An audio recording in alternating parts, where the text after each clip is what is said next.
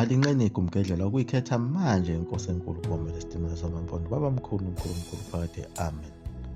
Ubuqhwaga, ubugebengu, ubuqili bokuzikhotha emhlane yiyo phela inhloso enkulu yalo ingisi kanye nalo lonke umbimbi lamazwe omhlaba elihlangene nawo ukuba lizogqilaza i-Afrika. Bese behlukaniselana wona onke lamazwe akhona e-Afrika ukuthi mngani wami nasi sakhe isiqephu, nawe mngani wami nasi sakhe isiqephu. Uma kukhona ogolozayo kulelo lizwe lelo osulidlile, usimeme sizoza sikulekelele sibashaye abantu bakhona ngesibhamu. Uma sesibashayile ngesibhamu, bese sikhipha isimemezelo sokuthi bahluliwe noma ngabe kuthiwa abahluliwe. Bese siphinde simemezela futhi ukuthi ababeke phansi izikhali.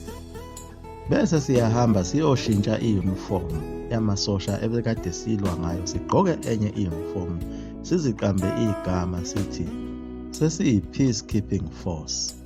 Sesingamasosha avela kwinhlangano yamazwe omhlaba egcina ukuthula emazweni ase-Afrika.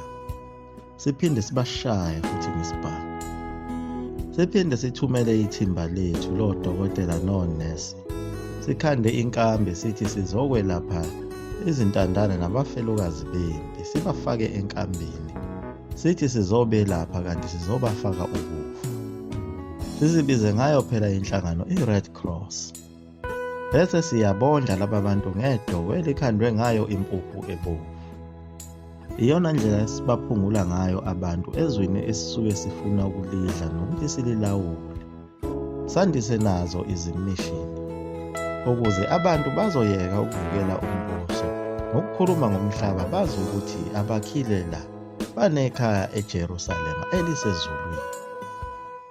Noma begqoka amanikiniki lapha emhlabeni, kodwa ikhona ingubo emhlophe qwa abazoyigqoka ezulwini. La maqhinga alo ingisi nobuqili balo ayilokhu esebenza i-Afrika yonke, njengoba yena uLord Kitchener lona esebenzise lona leli cebo ukuze anqobe amabhunu. Wawashaya ngesibhamu, qede washisa amaplazi, washisa ukudla kwawo, wabulala izinkomo nezimbuzi. Wabe esethatha abantwana nabafazi bawo amabhunu kanye nezisebenzi wayozivalela enkambini. Balethwa onesi ababesuka khona eBritain nodokotela mbumbulu ukuba bezokwelapha laba bantu abase bequbukelwe yilo uhudo nayo yonke inhlobo yokhuvethe. Le ndlela yawo amaqili angamangisi yayisebenza umhlaba wonke jikelele, njengoba namanje bekusenzeka befaka o-Ebola emazweni omhlaba lapha basuke belwa khona ne-Afrika, befake ne-influenza. Nakuyo impi yasesandlwana babekade benze njalo futhi ngokushisa amasimu akwaZulu ukuze amaZulu lawa abulawe indlala.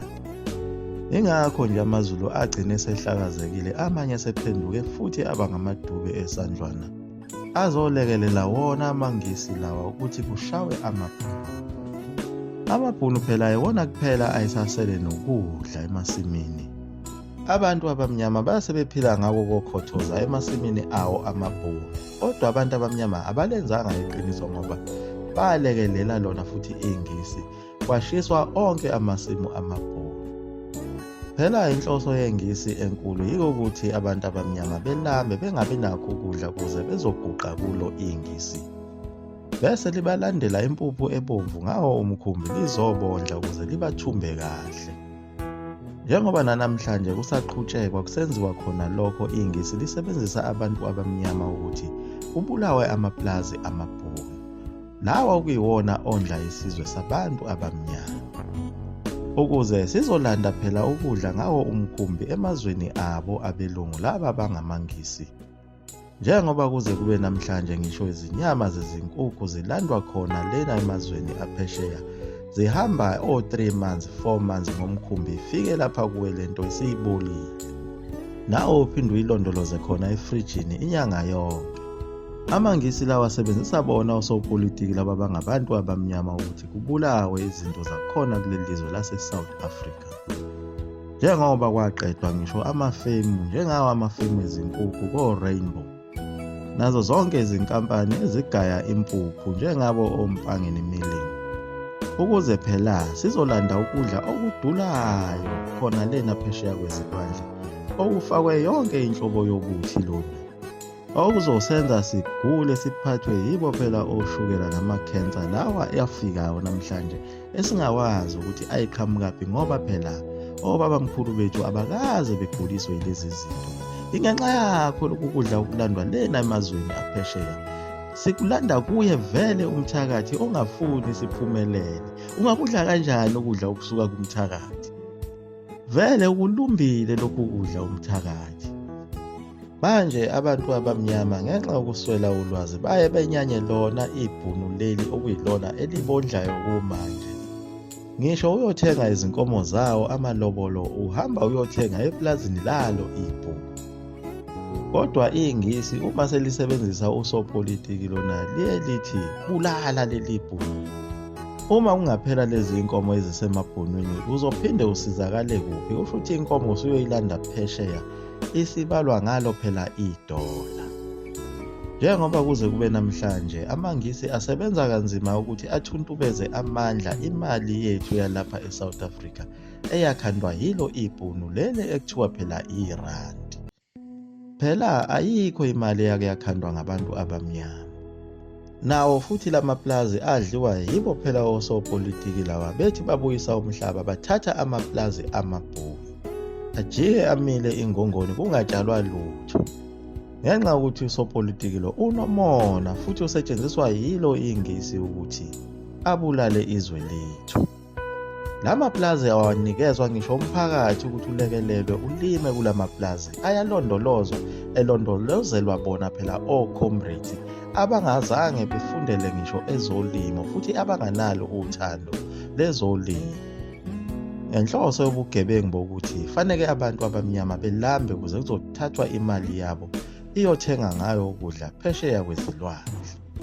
Sidle amathini esingawazi nokuthi nyamani yona lena isuke ikulamathini afika ngayo phela imikhulu.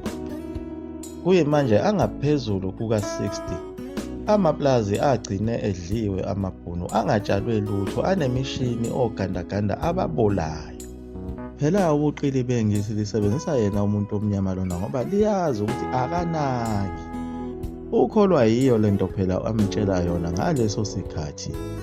Akaziniki isikhathi sokucubungula. Yiyo kanye lento eyamqhatha umuntu omnyama nalo ibhunu ukuthi alekelele isitha. Lo muntu omnyama uyisisebenzi salo ingisi. Njengoba ingisi labasungulela iqembu elisemthethweni labo abantu phela i-African Native National Contingent. Leli elibizwa ngayo i-ANC kulezi insuku zanamhlanje. Iqembu labalekeleli bamangisi elalilwela umhlaba ukuthi ubuyele ngaphansi kwayo iBritain. Njengoba lalikhona kuyo i-Anglo-Boer War lilekelela ingisi ukuthi kudliwe lesi siqeshana sendawo esasisele ngaphansi kombuso wawo amabhunu eTransvaal nase-Orange Free State. Namanje leli qembu lisalwa lilwa kulezi ndawo zasemakhaya ukuthi nazo lezo ndawo azibuyele ngaphansi kwayo iBritain kube khona amatayitele. Kuphinde kudliwe lo mhlaba owasala ngephutha kwaZulu lona phela kuthiwa iNgonyama Trust ungene ngaphansi kwayo iBritain. Kodwa umuntu owenza wonke lo msebenzi ukuthi kuzodliwa lelo lizwe lakwaZulu elisasele yilo phela iLabour lakhe umlungu. Leli yalikhanda laba inhlangano ngaso lesiya sikhathi empini yaseSandlwana amadube eSandlwana i-African Native National Contingent. Lelo kwakuyiqembu labantu abasebezinikele embusweni wawo amangisi ukuthi bawusebenzele. Nakuwo amabhunu akhona amabhunu ahamba nawo azinikela kuwo umbuso wawo amangisi. Labo abangamadayisi babo phela amabhunu. Njengawo amabhunu angaphansi kwayo iDA akuwona amabhunu angempela, amabhunu angamangisi. Njengoba amabhunu angempela engafuni nakumbona upresident lona phela okuthiwa uFW de Klerk bambiza ngomdayisi ngoba wavumela amangisi kanye nabo laba bantu abamnyama basebenzela amangisi okuthiwa iANC ukuze kuzobulawa izwe lase South Africa liyaguqa kumphendlela mzulu amafutha omkhulu into yasophathe amen.